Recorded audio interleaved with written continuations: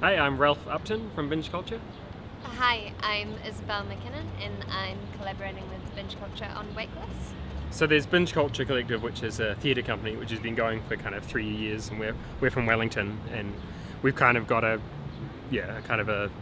nice company going on. And then Interrupt Collective is an AV group, so they do a lot of like interactive kind of crazy computer stuff. So they're adding kind of the visual side to it and to the show.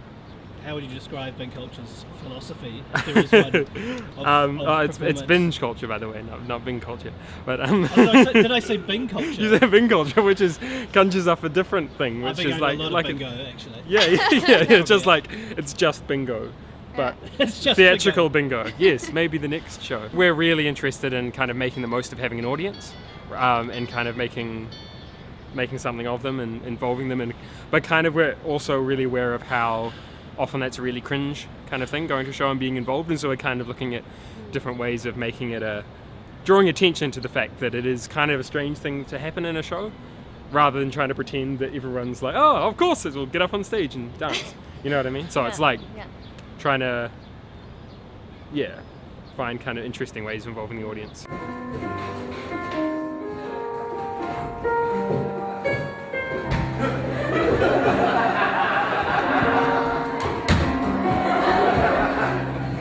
In Wellington, like, there's more people that know us in the audience, and people tend to kind of behave themselves and stuff. But like last time we were in Auckland, it's like if you tell an Auckland audience that they can get involved in the show, they're more likely to take you at your word and just go, okay, all right. So we'll just keep participating until, like if you invite them up, they're more likely to, because I think it's a kind of difference between Wellington and Auckland, maybe a little bit. Which kind is terrifying. Yeah, isn't it? Like the guy who wanted to go to Cairo. It's exactly what you're trying to do, and when you do it, it's like you've created a monster. Sorry, the guy that wanted to go to Cairo? There was in Waitlist, there was a guy in the audience who was really into giving suggestions about where he wanted the show to go, which was awesome, and that's what it's all about. But he had this really set idea, and he wanted to go to Cairo, and good on him.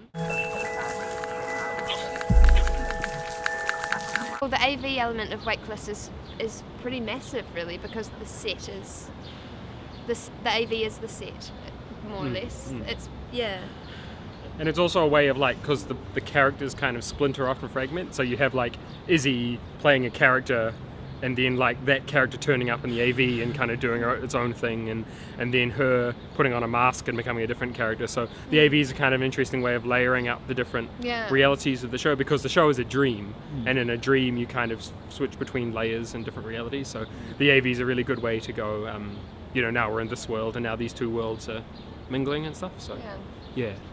And with having only two performers, it also allows us a kind of ability to multitask and collaborate with ourselves. Yeah. That was one of the big challenges, having two performers but having mask work and having all of these different characters. It's like you had to be really creative in the problem solving of how to keep the show paced and going along, and the AV is a good way to kind of you pass the ball to the AV for a while and you catch it. Right. Yeah. I'll just play a video. Well, no, you mention exactly. it. Yeah. Pop something on Probably like YouTube and change my costume. Yeah.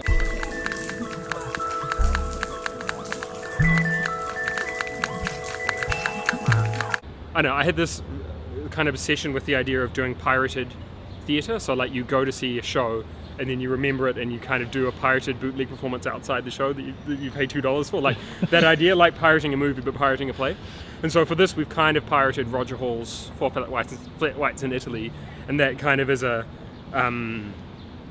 supposed core to the show, which quickly goes very strange, but it's like, it's what you expect to happen at a show. The idea is that like maybe you fell asleep in the foyer while you're getting a drink or while you're buying your ticket, and the show is kind of a weird dream version of a Roger Hall play, maybe with crazy masks. Yeah.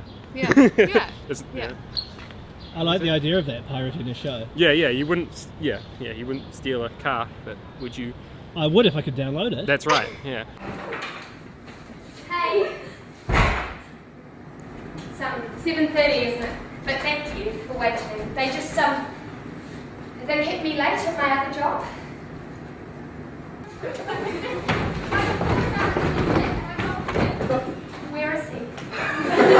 Has Roger Hall come to see it? I don't know. We should have really have comped him, shouldn't we? If you're watching, come along. Come along. No. Yeah, you probably should. I wonder what you think. Yeah. Yeah. He probably should. He'd probably sue us. Yeah. If he knew. Yeah.